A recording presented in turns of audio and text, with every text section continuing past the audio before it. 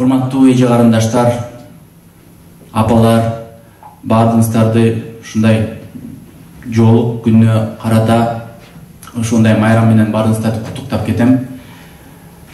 Ушу кичинекей бир мөөнөт берилиптир мага. Ушул кичинекей мөөнөттүн ичинде бирок өтө зарыл, маңыздуу нерсени жеткирүүгө аракет кылам. Сиздер талап менен угуп койсоңуздар, кунт коюп угуп койсоңуздар, иншалла мага дагы өзүмө эскертүү болот, сиздерге дагы эскертүү болот. Ыймандын мөмөсү деген аттуу теманы тандадым. Баарыбызга эле белгилүү ыйман деген эмне? Ыйман бул ишеним. Ыйман болот бир жүрөктө, ыйман болот бир тилде. Жүрөктөгү ыйман кандай? Бул эң зарыл. Эгерде адам тили менен дагы ыйман келтирбесе, бирок жүрөгүндө ыйман болсо, ал адам мусулман болуп саналат. Ыйман эмне? 6 нерсеге ыйман келтирүү. Аллах Тааланын жалгыздыгына, периштелерге, китептерине, пайгамбарларга, өлүмдөн кийинки жашоо бар экендигине ыйман келтирүү жана тагдырга ыйман келтирүү. Ушул 6 нерсеге ыйман келтирсе адам жүрөгү менен, ал мусулман болуп эсептелет. Экинчиси бар, ошол ыйманды тили менен тастыктоо. Мисалы үчүн калима шахада деген бар, көбөлүк келмеси. Ашхаду ан ла илаха иллаллах ва ашхаду анна Мухаммадан абдуху ва расулу. Мен Аллахтан башка сыйынууга тадыктуу, ылайыктуу зат жок, жана Мухаммад анын колу жана элчиси деген күбөлүктү тил менен айтуу, бул тил менен ыйманыбызды тастыктоо болуп саналат. Эми кээ бир алымдар айтат, ыйман жүрөктө болот, ыйман тилде болот жана ыймандын мөмөсү болот дейт. Кээ бир алымдардын айтуусу боюнча, ыйман бул жакшы амал менен, ибадат менен, Аллах Таалага жаккан иштер менен тастыкталыш керек дейт. Тастыкталбаса, ал ыйман эмес дейт. Кээ бир алымдардын айтуусу боюнча. Эми ыймандын мөмөсү, мына ачканда ыйманым канчалык деңгээлде менин? Ыйманым барбы же жокпу? Ыйманым бекемби же алсызбы? Таквалыгым, Аллах Тааладан, Кудай Тааладан коркуу сезимим канчалык деңгээлде, бийикпи же пастпы? Кантип билебиз? Ар бирөөсү ушундай суроо болушу мүмкүн да. Биякта Кудайга шүгүр баарыбыз эле ыймандуулар келдик. Эми ар биринде шкала деп коет го, индикатор, бирөөнүкү бийик, бирөөнүкү төмөн. Кантип билебиз? Менин ыйманым бекемби, алсызбы? Пайгамбарыбыз саллаллаху алейхи вассаламга бир адам ушундай таристе суроо берип кызыкты. Я Расулуллах, мал иман? Аллахтын элчиси, ыйман деген эмне? Мындай айтканда кантип билебиз ыйманыбыз бекемби же алсызбы? Пайгамбарыбыз саллаллаху алейхи вассалам жооп берди. Иза сарратука хасанатука ва саатука сайятука фа анта муъмин. Байкаңыздар, бул кыска формула ар бирөөбүздүн ыйманыбызды текшерип алганга мыкты формула. Не деди пайгамбарыбыз саллаллаху алейхи вассалам? Эгерде сенин жакшы амалың сени кубандырса, жаман амалың сени кайгыртса, анда сен билгин, сен момунсуң деди.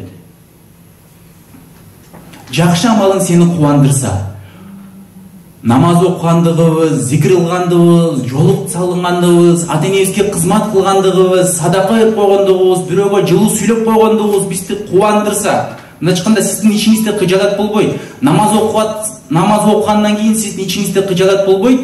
Ушу бекер эле окуп атам, ушу жолукту бекер эле таандым деген кыжалат болбойт. Тескерисинче сиз кубанып,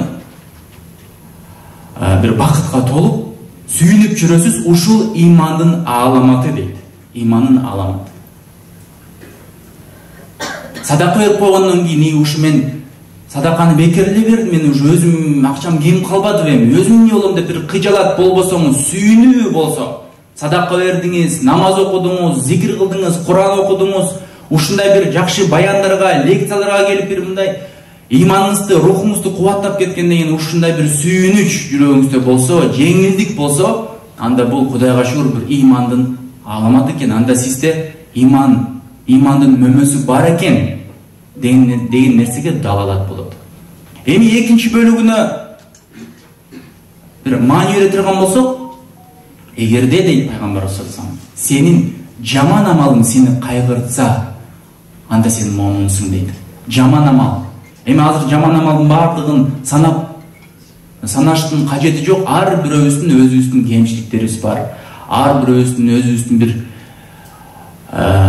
мындай жетишпегендиктерибиз бар да. Аны ар бирөөбүз татынакка эле сопсонун билебиз. Ошол нерсе бир жаман иш кылгандан кийин жүрөгүбүзгө көз салайлы. Жүрөгүбүздө канчалык деңгээлде кыжалат бар. Намазыбыз калып кеттиби? Я Алла, ушу намазым калып кетти. Кантип сенин алдыңа барам? Мисалы үчүн азан үнүн угуп атканда, азан деген намазга чакырык да. Я Алла, элдин бардыгы намазга шашып баратат. Мен намаз окуй элек менен жүрөгүңүздө кыжалат бар. Ата-энеңизге бир кагып, силкип, жылкип койдуңуз. Болдучу апа, болдучу деп кагып койдуңуз. Ар бир адамда мындай болот. Эч ким бир күнөөдөн таза эмес. Пайгамбарыбыз саллаллаху алейхи вассалам айткан, ар бир адам баласы ката кетирүүчү, ар бир адам баласы күнөө кетирүүчү, күнөө кылуучу. Эми ошолордун арасынан эң жакшысы ошо кылган жаман ишине, күнөө ишине кайгырса деди. Я Алла, мен ушу энеме бекер эле ушинтип койдум. Кайненеме бекер эле ушинтип кой, мен антпешим керек эле. Кайнатамды бекер эле ушинтип койдум, антпешим керек эле. Качанга чейин мен ушинтип жүрөм? Я Алла, карачы, бардык эже карындаштар жолу салып жүрөт, мен салына албай жүрөм. Мен дагы тагынам буюрса. Азыр тагына албайтамбы? Мен буюрса тагынам. Деген ичиңизде бир кыжалат болсо, бул иманыңыз бар экенине далалат. Түшүнүп атасыңарбы? Биз мисалы үчүн элдерди динге чакырууда, ай сен жолугуң жок экен, ай сен тамек чегет экенсиң деп айтпайбыз. Сен ошо акыбалда ички дүйнөңдө кандай ой, кандай сезимдер пайда болуп атат, ошого жараша баа беребиз. Кээ бир адамдар болушу мүмкүн да. Мисалы үчүн эми бияк жолук күнү карата келдик. Бир аял мисалы үчүн жолук кийди, бирок ичинде кыжалат. Ушу бекер эле кийдим ушу жолукту. Ушу тетиги подружкам менен кийдирип койдум ага. Ошо үчүн эле кийип койдум мен. Ушу кийбейт эле болчумун, ачы жакпайт деп өзүнчө эле бир кыжалат болуп атса, бул жаман көрүнүш. Көрүнүстүрбү? Ал эми кие элек өзү дагы. Ал кие элек азырынча прическа жасалып жүрөт. Бирок я Алла, мен да кием буюрса кандай сонун, сен бул өкүмүң. Бул арулук, бул тазалык. Бул биздин када салтыбызда дагы болгон. Бул диндин дагы бир өкүмү. Деген ичиңизде бир кыжалат болсо, бул жакшы көрүнүш экен. Бирөөнү ушактап койдуңуз. Ай деп эсиңизде бир кыжалат турат да. Ушу бекер эле кылдым. Эми ушул хадиске жараша биз айтпайбыз, сен күнөөңүң. Байкасаңар, бул хадисте айтылган жок. Качан пайгамбарыбыздан сураганда иман деген эмне деп ал айткан жок. Эгерде сен эч качан күнөө иш кылбасаң, дайыма жакшы иштин үстүндө жүрсөң, сен момунсуң деп айткан жок. Эмне себептен? Кандай ойлойсуңар? Эмне себептен? Анткени андай болуу мүмкүн эмес. Адам эч качан жакшылыктын үстүндө, дайыма жакшылыктын үстүндө, дайыма эч бир күнөөлөрдөн сакталып жүрө албайт. Биз ушундай пендебиз. Инсанбыз. Инсан деген бул унутчак, ката кетирет. Бирок Аллах Таалага эң ошо ката келтирүүчүлөрдүн арасынан өзүнүн кемчиликтерин көрсө адам, ушул нерсе дагы Аллах Тааланын ага болгон мээримдүүлүгү деп билейли. Кээ бир адамдар бар. Дават кылсаң, мечитке чакырсаң, иманга чакырсаң, мен жакшынакай элемин, бар өзүңдү карап алчы дейт. Мен жакшынакай эле жүрөм го. Эмне мен урдабайм, өлтүрбөйм, ичпейм дейт, ошо менен чектелип калат. Өзүнө точка болуп коет. Бул мен жакшынакай элемин го депчи. Жок.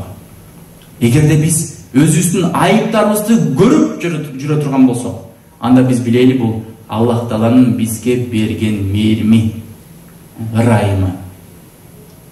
Мындай чыкканда Алла Таалам сага көрсөтүп коюптур. Алла Таалам сага оңолууга мүмкүнчүлүк бир ой салып коюптур. Мына азыр дүйнө жүзүндө 7 миллиарддан ашык адам болсо, ошолордун ичинен 1,5 миллиардын Алла Таалам сүйүп иман берип коюптур. 1,5 миллиарддан ашыгы мусулман. Эми алардын бардыгы мусулман болгону менен, жүрөгүндө иман болгондугу менен, бардыгы жакшы намаз окуп, дин менен толук жашабайт. Дин менен жашагандар ошо 1,5 миллиарддын ичинен Алла Таалам дагы тандап, дагы бир 10%-бы, 5%-бы, 100 миллионбу намаз окутуп, жолук салындырып, орозо карматып, жакшы иштерди аткардырып, парз амалдарды аткартырып, дагы огош бетер сүйүп мындай мээримдүүлүк кылды.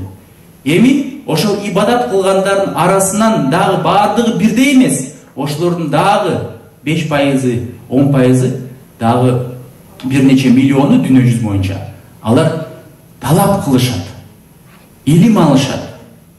Эми ошолордун катарында сиздер дагы барсыздар, анткени силер талап кылып, мен ушу бир оңолоюнчу, мен бир Кудайга жакын болоюнчу деген ниетиңиздер менен келип атасыздар. Бул дагы Аллах Таалам силерди өзгөчө сүйүп тандап. Бишкектен 1 миллион калып бар, алардын 500 миңи айымдар.